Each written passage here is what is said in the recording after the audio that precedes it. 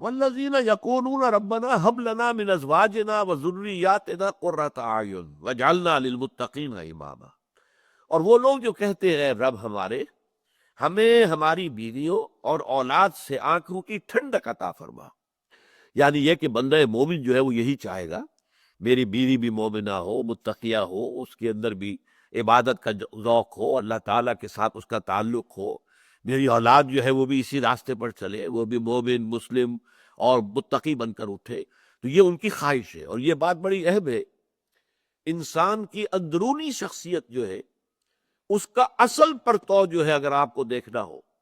تو اس کی اولاد کو دیکھیے کہ اس نے اولاد کو کیا بنانے کی کوشش کی۔ اس لیے کہ ایک آدمی اپنی جگہ پر لبادہ اس نے اوڑھا ہوا ہے بہت تقویٰ کا اور بہت دینداری کا اور بہت روحانیت کا، اور بڑی وہ سنتوں کا، چھوٹی چھوٹی سنتوں کی بھی پیروی کر رہا ہے اہتمام کے ساتھ، کہ اولاد کو دیکھتے ہیں تو ان کو بالکل بگٹٹ چھوڑا ہوا ہے، وہ صرف دنیا کے تحصیل کے لیے، وہ تعلیم ہے تو ساری اس لیے ہے کہ دنیا میں کوئی انہیں مقام حاصل ہو جائے،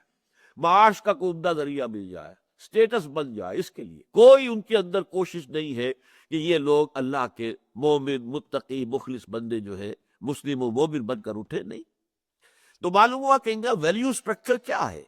اصل اقدار جو ہے دل کے اندر اور ذہن کے اندر وہ کیا ہے، وہ در حقیقت وہ اقدار، وہ اپنا جو بھی انہوں نے ڈھونگ رچایا ہوا ہے وہ ہے، حقیقت در حقیقت وہ نہیں ہے ان کے اندر، اس لیے کہ اگر وہ ہوتی تو وہ سب سے زیادہ نمایاں نظر آنی چاہیے تھی ان کی اولاد میں۔ ہاں اولاد میں کوئی ایک جو ہے، اور فرض کیجئے کسی نے کو 5-6 بیٹے دیے ہیں اللہ نے، ان میں سے کوئی ایک جو ہے وہ بگڑ گیا، ٹھیک ہے، ہو سکتا ہے، اس میں کوئی عجیب بات نہیں۔ آپ کو معلوم ہے کہ حضرت نوح علیہ السلام کے 4 بیٹے تھے، 3 بیٹے ان پر ایمان لائے، ان کے ساتھ تھے، حضرت سام، حضرت حام، حضرت یافس۔ چوتھا بیٹا جو تھا کنعان، وہ کافر رہا، مشرک رہا، وہ غرق ہوا، ان کی نگاہوں کے سامنے غرق ہوا۔ یہ ہو سکتا ہے، لیکن 3 بیٹے تو تھے نا، اور ان کے ساتھ تھے، اللہ نے ان کو اپنے باپ کے نقش قدم پر چلنے کی توفیق دی تھی۔ پھر دنیا میں ایسی عظیم ہستیاں بھی گزری ہیں، میں تو حیران ہوتا ہوں، اللہ تعالیٰ کا فضل و کرم کسی پر ہوتا ہے تو کتنا ہوتا ہے، بے حد و حساب۔ آپ کو معلوم ہے کہ امام ربانی حضرت مجدد الفسانی رحمۃ اللہ علیہ کے 4 بیٹے تھے، چاروں اسی راستے پر جو باپ کا راستہ تھا اس کے اوپر ہر ایک چمکا ہے، وہ ہدایت کا ایک مینارہ بنا ہے، کوئی بھی جو ہے ان میں سے کسی دوسری طرف کسی غلط راستے پر پڑنے والا نہیں تھا۔ اسی طرح مجدد 12ویں صدی کے، یہ 11ویں صدی کے مجدد تھے، مجدد الف ثانی، دوسرا 1000 سال شروع ہوا تو پہلے اس دوسرے 1000 سال میں پہلے آئی 11ویں صدی،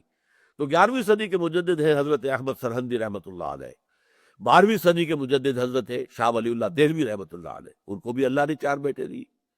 اور ان میں سے 3 جو ہے وہ تو ایسے چمکے ہیں، شاہ عبد العزیز تفسیر عزیزی لکھی انہوں نے، اور بہت بڑا مدرسہ کا تھا شاہ عبد العزیز کا، جس سے کہ وہ دین کی تعلیمات پھیلا رہے تھے۔ شاہ عبد القادر نے قرآن مجید کا بامحاورہ ترجمہ کیا،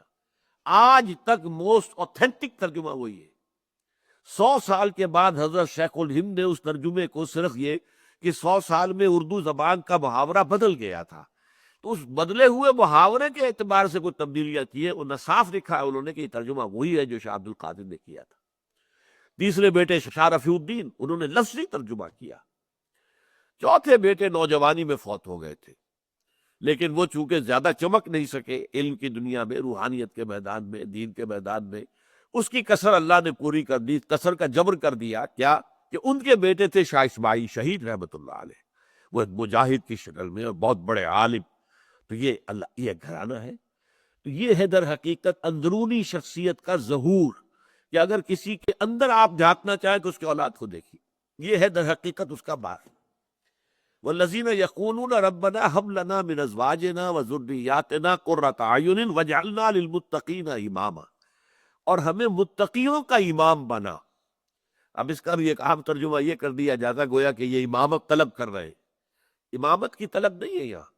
یہ نیچرلی ہم جن کے امام ہیں، باپ کے پیچھے بیٹے آ رہے ہیں نا، تو بیٹوں کا امام ہے باپ، اور قیامت کے دن بھی یہ ہوگا جب ہم اٹھیں گے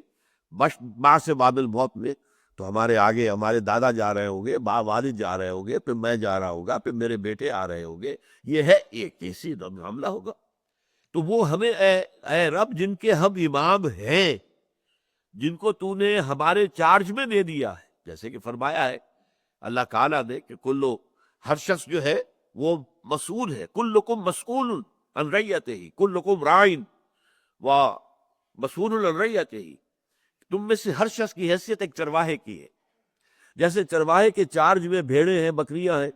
تو ظاہر بات ہے کہ وہ ذمہ دار ہے، وہ صبح لے کے آیا گھروں میں سے نکال کر بکریاں اور بھیڑیں، تو شام کو ہر ایک آدمی کو اس کی بھیڑیں اور بکریاں پہنچانا اس کی ذمہ داری ہے۔